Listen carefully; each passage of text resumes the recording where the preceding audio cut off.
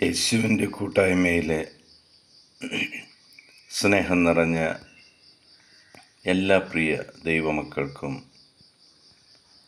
ദൈവാനുഗ്രഹം നിറഞ്ഞ ഒരു ദിവസം ആശംസിക്കുന്നു. ഇന്ന് നമ്മൾ ശ്രവിക്കുന്ന തിരുവചന ഭാഗം ഉൽപ്പത്തി പുസ്തകം 28 അധ്യായം 20 മുതൽ 22 വരെയുള്ള തിരുവചനങ്ങൾ. അത് കഴിഞ്ഞ് യാക്കോബ് ഒരു പ്രതിജ്ഞ ചെയ്തു. ദൈവമായ കർത്താവ് എൻ്റെ കൂടെ ഉണ്ടായിരിക്കുകയും ഈ യാത്രയിൽ എന്നെ സംരക്ഷിക്കുകയും എനിക്ക് ഉണ്ണാനും ഉടുക്കാനും തരികയും എൻ്റെ പിതാവിൻ്റെ വീട്ടിലേക്ക് സമാധാനത്തോടെ ഞാൻ തിരിച്ചെത്തുകയും ചെയ്താൽ കർത്താവായിരിക്കും എൻ്റെ ദൈവം. തൂണായി കുത്തി നിർത്തിയിരിക്കുന്ന ഈ കല്ല് ദൈവത്തിൻ്റെ ഭവനമായി തീരിക്കും. അവിടുന്ന് എനിക്ക് തരുന്നതിൻ്റെ എല്ലാം 10 ഞാൻ അവിടുത്തേക്ക് സമർപ്പിക്കുകയും ചെയ്യും. നമ്മുടെ ജീവിതത്തിലും നിരന്തരം ദൈവത്തോട് ഏറ്റുപറയേണ്ട ഒരു പ്രാർത്ഥനയാണിത്. നമ്മുടെ ജീവിതയാത്രയിൽ നമ്മളോട് കൂടെ ഉണ്ടായിരിക്കുകയും പിതാവായ ദൈവത്തിൻ്റെ ഭവനത്തിലേക്ക് നമ്മളെ കൊണ്ടുവരികയും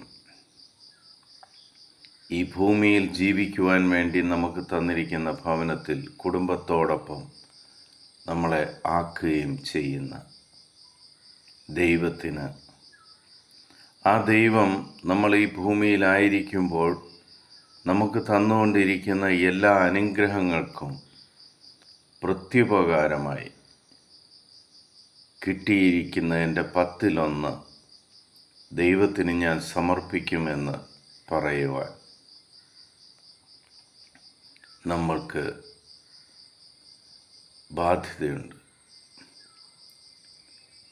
എല്ലാം എൻ്റേതാണ് എന്ന് പറഞ്ഞ് പിടിച്ചു വയ്ക്കുന്നതിന് പകരം എല്ലാം ദൈവത്തിൻ്റേതാണ്, ദൈവമേ നീ എനിക്ക് തന്നതിൻ്റെ ഓഹരി ഞാൻ നിനക്ക് നൽകുന്നു എന്ന് പറയുവാൻ, ദൈവത്തിനത് സമർപ്പിക്കുവാൻ നമ്മൾക്ക് സാധിക്കുമോ? അതുകൊണ്ടാണ് ഈശോ ദേവാലയത്തിലായിരുന്നപ്പോൾ വിധവയുടെ ചില്ലിക്കാശ്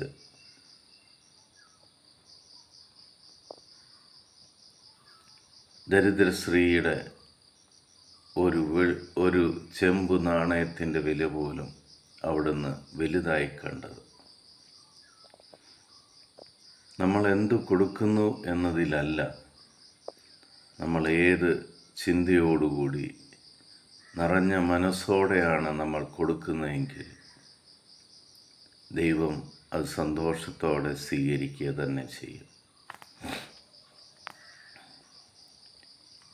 നമുക്ക് ദൈവത്തിനും കൊടുക്കുന്നവരായി മാറാം. മറ്റുള്ളവർക്ക് ലോകത്തിന് കൊടുക്കുന്നതിന് പകരം ദൈവം തന്നത് ദൈവത്തിന് തന്നെ തിരിച്ചു കൊടുക്കുവാൻ തുടങ്ങുമ്പോൾ നിങ്ങൾക്ക് സമൃദ്ധമായി ഉണ്ടാകുവാൻ തുടങ്ങും. പിതാവായ ദൈവത്തിൻ്റെയും പുത്രനായ യേശുക്രിസ്തുവിൻ്റെയും പരിശുദ്ധാത്മാവിൻ്റെയും കൃപയും അനുഗ്രഹവും സമാധാനവും എപ്പോഴും നിങ്ങളുടെ കൂടെ ഉണ്ടായിരിക്കട്ടെ. ലോകസമാധാനത്തിന് വേണ്ടി നമുക്ക് പ്രാർത്ഥിക്കാം. ലോകത്തിലെ 830 കോടിയിലധികം വരുന്ന എല്ലാ മക്കളെയും ദൈവസന്നിധിയിൽ സമർപ്പിക്കാം. യുദ്ധങ്ങൾ ഒഴിവാകുവാൻ വേണ്ടി പ്രാർത്ഥിക്കാം.